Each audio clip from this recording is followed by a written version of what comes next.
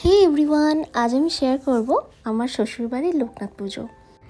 আর এদিকে আমার দুই দিদা শাশুড়ি লুচি বেলতে ব্যস্ত হয়ে গেছে, কারণ ঠাকুরমশাই আসার আগে সব রেডি করতে হবে।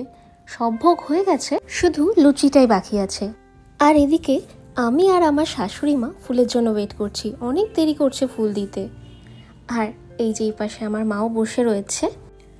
আর এদিকে দিদানদেরও ভোগ প্রায় শেষ হয়ে এসছে, লুচিটাই বাকি ছিল। আর এদিকে আমার শাশুড়ি মা চন্দন বেটে নিচ্ছে একটু তাড়াতাড়ি করে, অনেকটা সময় হয়ে গেছে। আর আমি দিদানকে জাস্ট হেল্প করে আসলাম।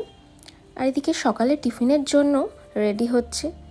ব্যাস, এদিকে ডাক পড়লো, ফুল এসে গেছে, তাড়াতাড়ি করে গেলাম। সব ঠাকুরকে মালা পরানো হয়ে গেছে। এত অল্প সময় ছিল, তোমাদের পুরো ভিডিও করে দেখাতেই পারলাম না। এদিকে আমি আর আমার শাশুড়ি মা পদ্ম ফুল ফোটাচ্ছিলাম, সাথে দুজনকে ফটো ভিডিও করে দিচ্ছিলাম।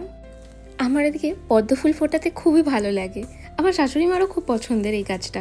তো দুজনে মিলেই হয়ে গেছে তাড়াতাড়ি করে পদ্ম ফুল ফোটানো। আর এবার ছাদে চলে আসলাম। আর এই হলো আমাদের ওপরে লোকনাথ বাবা। মালা পরানোর জন্য মা, আমি আর সৌরভ চলে এসেছি। আমাদের লোকনাথ বাবাকে বাড়ির নিচ থেকে খুব ভালোভাবেই দেখা যায়। মা আর আমি মালা পরিয়ে দিয়েছি, দেখো কেমন লাগছে আমাদের লোকনাথ বাবাকে। আর এদিকে পুজো প্রায় স্টার্ট হয়ে গেছে, আমিও চলে আসলাম উপরে লোকনাথ বাবাকে দিয়ে। আর এই হলো আমাদের ঠাকুর ঘরের ভেতরে লোকনাথ বাবা। আর এদিকে শাশুড়ি মাও ভোগ প্রায় রেডি করে ফেলেছে, গোছানো। এবার ভোগ দেওয়া হবে, পুজো শুরু হয়ে গেছে, সবাই এসে গেছে, অনেকেই। আরও কিছুজন আসা বাকি আছে, কিন্তু তাও স্টার্ট হয়ে গেছে অলরেডি, আসছে সবাই। আর এদিকে আমরা পঞ্চপ্রদীপ ধরানোর জন্য বসে গেছি। আর ওইদিকে বড়দিদা আরও যারা আছে সবাই পঞ্চপ্রদীপ ধরাচ্ছে, আমরাও এদিকে ধরাচ্ছি। আর এত হাওয়া আসছিল কি বলবো, ওয়েদারটা সকালের দিকটা খুবই গরম আছে এখন। আর এদিকে তাড়াতাড়ি করে জানলা বন্ধ করে আমরা আবার জ্বালিয়ে ফেললাম, কারণ ওদের তো হয়েই গেছে। আমরাও খুব হাসি মজা করতে করতে এগুলো কাজগুলো কমপ্লিট হচ্ছে।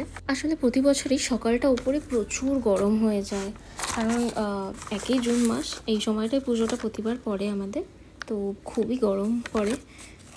আমাদের হয়ে গেছে, এবার রাত্রেবেলার জন্য রেডি হয়ে গেছি। আর চলে আসলাম ঠাকুর ঘরে, সন্ধ্যা আরতি হচ্ছে। দিদান ওখানে আরও অনেকগুলো প্রদীপ জ্বালানো ছিল, জ্বালিয়ে দিল। আর এদিকে কীর্তনও শুরু হয়ে গেছে। আর আমাদের এই পুজোটা শ্বশুরবাড়ির বাৎসরিক পুজো। ব্যাস, ভিডিওটা এখানেই শেষ করছি। আর যদি তোমাদের এরকম ভিডিও দেখতে ভালো লাগে তাহলে লাইক, কমেন্ট, শেয়ার করতে ভুলো না। দেখা হচ্ছে নেক্সট ব্লগে। টাটা।